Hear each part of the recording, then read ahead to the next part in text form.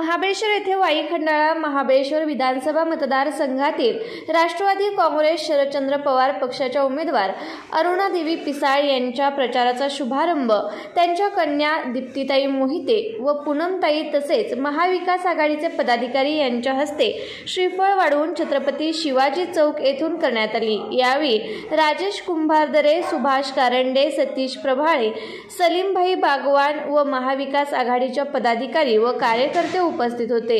यानंतर doctor Sabne road मार्गे प्रचार रॅलीचे आयोजन करण्यात आले होते।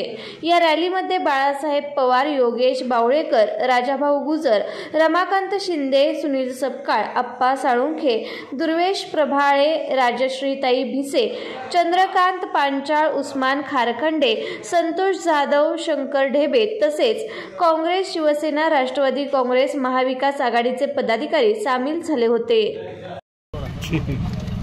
महाविकास आघाडीच्या उमेदवार वाई खंडाळा महाबळेश्वर विधानसभेच्या अरुणादेवी पिसाळ यांचा आज महाबळेश्वर येथे प्रचार शुभारंभ करण्यात आला।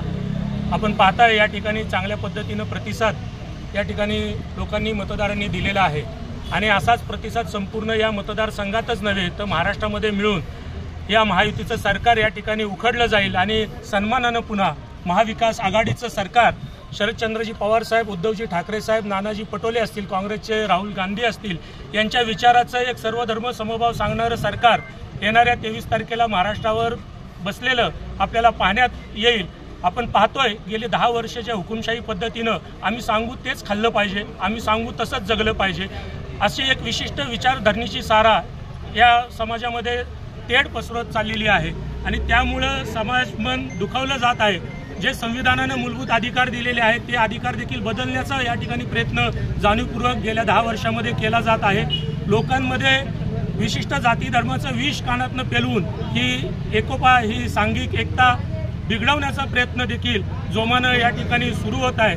विकासाच्या बाबतीमध्ये न बोलता जात धर्मावर बोलून मताची भीक या ठिकाणी मागताना या ठिकाणचा महायुती असेल किंवा त्यांचे कार्यकर्ते असतील असा केविलवाना प्रयत्न त्यांचा या ठिकाणी दिसत आहे।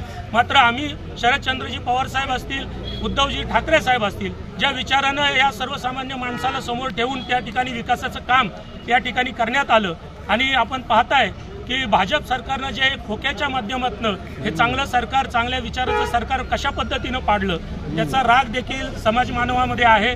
या वयामध्ये शरदचंद्रजी पवार साहेबांना ही परिस्थितीला ज्या सामोरं जावं लागलेलं आहे, कष्टानं उभा केलेला पक्ष फोडण्यात आला। उद्धवजी ठाकरे साहेबांच्या बाबतीत देखील तसंच झालं की कष्टानं बाळासाहेब ठाकरेंनी ही शिवसेना उभी केली होती, ती स्वतःच्या स्वार्थासाठी आणि एक धारा एक विचारसरणी हुकुमशाही पद्धतीची या देशात, या महाराष्ट्रात यावी यासाठी ज्या पद्धतीने हे पक्ष फोडले गेलेले आहेत त्याचा राग देखील या ठिकाणी सर्वसामान्य माणसामध्ये निर्माण झालेला आहे, चीड निर्माण झालेली आहे आणि म्हणूनच सर्वसामान्य जनतेने ही निवडणूक आता हातामध्ये घेतलेली आहे। याही मतदारसंघामध्ये अनेक विकासाचे प्रश्न आपण पाहतोय की अनेक गेली 15 वर्ष 20 वर्षापासून अनेक प्रश्न प्रलंबित आहेत।